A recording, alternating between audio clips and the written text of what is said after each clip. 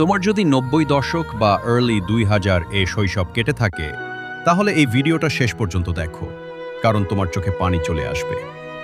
সেদিনগুলোতে phone ছিল না, internet ছিল না, ইউটিউব তো দূরের কথা। স্কুল থেকে ফিরেই দৌড় দিতাম মাঠে। লুডো, ক্যারাম, গুলি, বইয়ের ঘুড়ি আর হাত পা ভাঙা ফুটবল, এটাই ছিল আমাদের রাজত্ব। বিকেল হলেই বাড়ির সামনে আইসক্রিমওয়ালার ঘণ্টা শুনে ছুটতাম।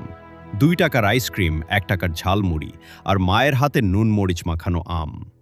বৃষ্টি এলে ছাদে দাঁড়িয়ে ভিজতাম, আর বিদ্যুৎ চলে গেলে মোমবাতি জেলে গল্পের বই পড়তাম।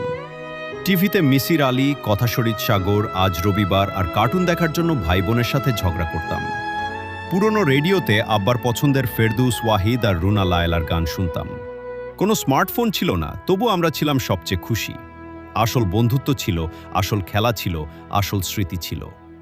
যদি তোমারও ৯০ দশকের এই সোনালী দিনগুলো মনে পড়ে, তাহলে